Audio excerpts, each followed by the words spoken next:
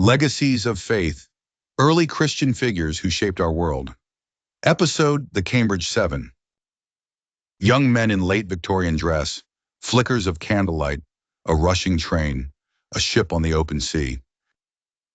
In the spring of 1885, 7 of Britain's most promising young men made a choice that stunned their society. Educated at the world-famous University of Cambridge, all had brilliant futures laid before them, yet they left it all behind. Trading prestige for peril, accolades for anonymity, they followed their hearts to an unknown land. Who were these men? What drove them to risk everything for a higher calling? Their story would ignite revival, stir a nation, and leave a legacy that echoes even to this day. This is the story of the Cambridge Seven. Stately Cambridge College exteriors, students in robes, bustling Victorian streets, handwritten diaries. Cambridge, England, early 1880s. The 1880s. Victorian Britain stood at the apex of power. Her cities thrummed with science, industry, and global ambition. Nowhere was promise more abundant than at Cambridge University, where the best and brightest shaped the future. Among them, C.T. Studd, the famous cricketer, the Polhill brothers, Stanley and Arthur, sons of a prosperous banker, William Cassels, Montague Beauchamp, Cecil T.H.D. and Dixon Host, friends joined by faith and divine purpose. Each young man had come to personal faith in Jesus Christ. Some, like Charles Thomas, C.T. Studd, had once loved fame and fortune, but his brother's illness forced life's brevity into sharp focus. C.T. remembered, "Only one life, 'twill soon be past. Only what's done for Christ will last." His words, like a fire, burned in his friends' hearts. They were inspired by visits from China Inland Mission's founder, Hudson Taylor, a missionary pioneer whose unwavering trust in God and radical lifestyle upended Victorian norms. Taylor presented the needs of China, millions untouched by the gospel, hungry hearts across a vast empire. His challenge was simple and urgent. Are you prepared to go anywhere for Christ? The answer for these 7 men was yes.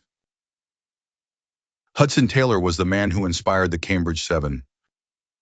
Then I heard the voice of the Lord saying, "Whom shall I send? And who will go for us?" And I said, "Here am I, send me."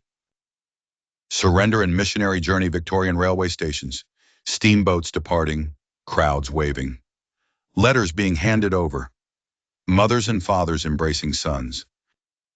In 1885, the Cambridge Seven made their intentions public. Their story swept the nation, a sensation among press and pulpit alike. Newspapers quizzed, "Why abandon comfort for Chinese obscurity?" There was weeping, there were fears, yet deeper, brighter, was a peace anchored in surrender. "God is love," one wrote. "He leads, so we follow." On February 5th, they boarded a train from London to Liverpool, the first leg on the long, uncertain journey to distant China. Letters home expressed both nerves and joy. C.T. Studd confided, "I have had values turned upside down. I know Christ. The world only has shadows." Ocean voyage, stormy seas, rugged Chinese terrain, ancient city gates, river crossings by bamboo rafts. Arrival in Shanghai, the press of people, unfamiliar language, the daunting alien landscape. The 7 immersed themselves in the language and culture, wearing Chinese clothing, traveling inland with few possessions. Some faced illness, hardship, and the uncertainty of fruitless years. But their presence was salt and light, a living answer to the call. These men lived beside the people, suffered as they suffered, and pointed always to the hope of the gospel. Legacy and global influence.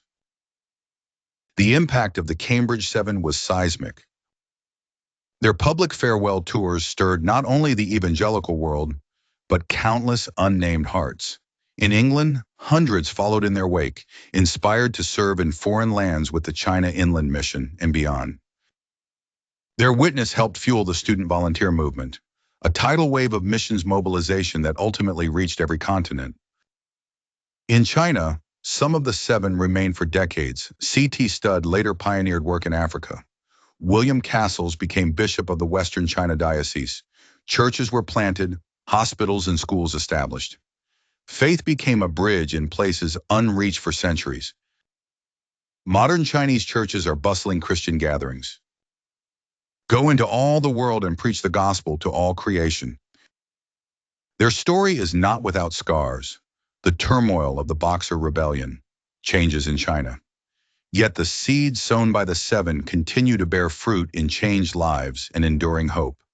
Rescue the perishing, care for the dying, snatch them from in pity from sin and grave.